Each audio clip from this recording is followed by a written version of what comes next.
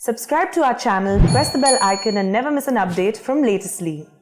यहाँ एक मुख्य विषय अभी हम लोगों को फिर से समझने की, फिर से ध्यान में रखने की एक ज़रूरत है। वह यह है कि कोविड के केसेस पूरी दुनिया में अभी भी अधिक संख्या में आ रहे हैं, यानी कि pandemic is far from over. और जैसे कि हम एक पिछले विषय में भी, पिछले मंच में भी इस बार बात कर चुके हैं कि second wave as far as India is concerned is still not over. अगर आप देखें तो देश में अभी, पूरे दुनिया में अभी भी 4,77,000 के करीब औसतन प्रति रोज केस आ रहे हैं। यह काफ़ी अधिक संख्या है और यह एक इंक्रीजिंग ट्रेजेक्ट्री की तरफ जाते हुए दिखाई दे रहा है। इसी विषय में हम आप लोगों की दृष्टि में लाना चाहेंगे कि जैसे एक विषय, या तो हम ग्रोथ रेट की बात करें या एक्टिव केसेस बढ़ रहे हैं उसकी बात करें, या इसको एक टेक्निकल दृष्टि से अगर हम आप लोगों के सामने रखें तो एक इसमें अंश यूज किया जाता है reproduction number. Reproduction number means कि एक इन्फेक्टेड आदमी अपने इन्फेक्शियस पीरियड में कितने और लोगों को इन्फेक्ट करता है। यहाँ यह माना जाता है कि रिप्रोडक्शन नंबर जब भी 1 से अधिक है तो इसका मतलब है कि केसेस की ट्रेजेक्ट्री इंक्रीजिंग है और टू दैट एक्सटेंट उतना ही कंट्रोल करने की आवश्यकता है। तो यहाँ हम आप लोगों की दृष्टि में लाना चाहेंगे, जैसे यूनाइटेड स्टेट्स में भी अभी केसेस बढ़ रहे हैं। ऑन एन एवरेज वहाँ रिप्रोडक्शन नंबर अभी 1.2 है, यानी कि एक इन्फेक्टेड आदमी 1 से अधिक 1.2 लोगों को अपने इन्फेक्शन की अवधि में इन्फेक्ट कर रहा है।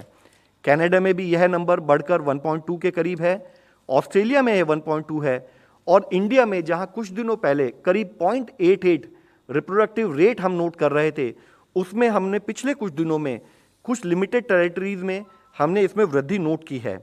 जरूरी है कि हम अपने कार्य प्रणाली में 2 तरीके से एनालाइज करें। एक तो वह लिमिटेड ट्रेजेक्ट्री जहां पर अभी अधिक केसेस आ रहे हैं, वहां पर हमारा कंट्रोल बहुत कठिनता से हम उसको कंट्रोल करने में अपना कार्य करें। दूसरा, अगर कहीं पर रिप्रोडक्टिव नंबर यह इंडिकेट करता है कि एक इंक्रीजिंग केसेस की ट्रेजेक्ट्री है, तो वहां पर भी हमारा ध्यान उसी तरह से बना रहे ताकि वहां पर भी इन्फेक्शन ज़्यादा ना फैल पाए। इसमें मुख्यतः अगर आप देखें कि 8 ऐसी स्टेट्स हैं जहां रिप्रोडक्टिव नंबर आज देश में 1 से अधिक है, और उसमें भी मुख्य जो हमारे लिए एक चिंता का विषय होना चाहिए, ना कि यह नंबर अधिक है, इसके साथ ही इस नंबर का एक इंक्रीजिंग ट्रेंड दिख रहा है।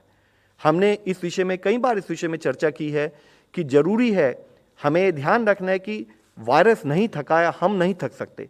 हमें कंटिन्यूड बेसिस पर कोविड-19 से अपनी लड़ाई को जारी रखना है।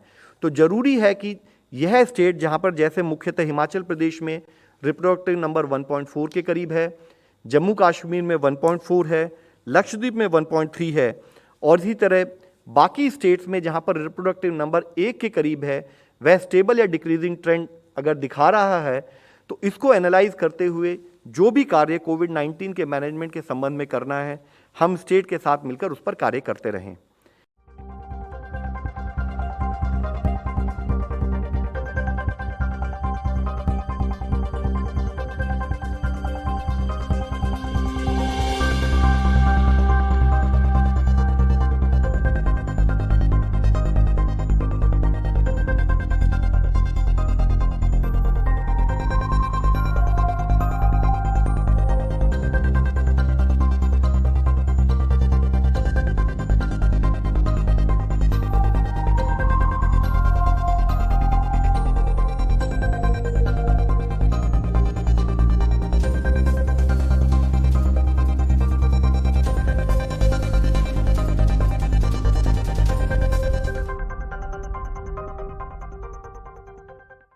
सेकेंड वेव में हम लोगों ने 4,14,000 केसेस प्रति रोज के हिसाब से पीक के रूप में ऑब्जर्व किए, जो अब घटते घटते करीब 30,500 549 केसेस पिछले 24 घंटे में देश में रिपोर्ट हुए हैं।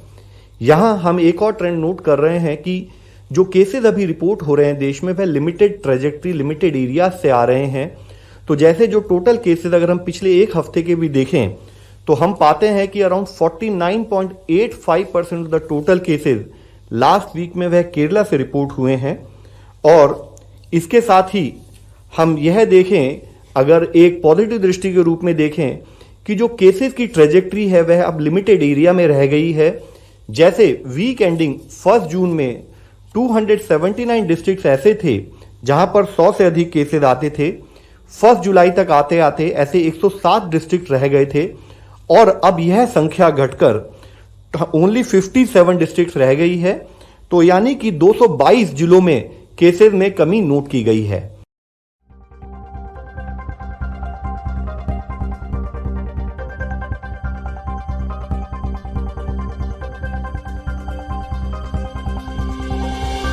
अगर हम ओवरऑल केस पॉजिटिविटी की एनालिसिस करें तो यहाँ पर एक रिलेटिव पॉजिटिव ट्रेंड, जैसे हमने इससे पहले भी इस मंच में बात की है कि जहाँ एक समय पर 4 से 10 मई के समय पर 21.39% केस पॉजिटिविटी देश में नोट की गई, वह अब घटते घटते अगर हम पिछले हफ्ते को देखें तो 1.98% हो गई है।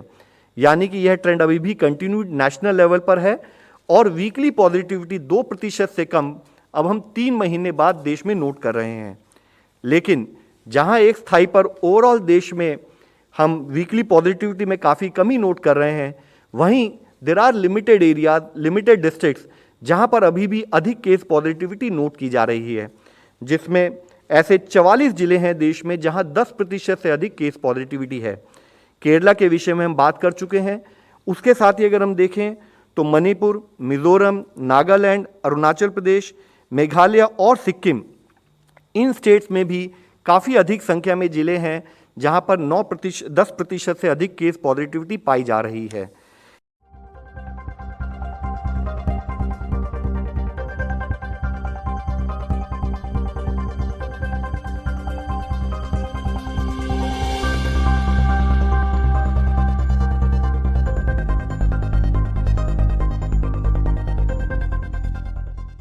देश में ओवरऑल मैनेजमेंट के एफर्ट्स के रूप में वैक्सीनेशन कवरेज को भी सुचारू रूप से किया जा रहा है।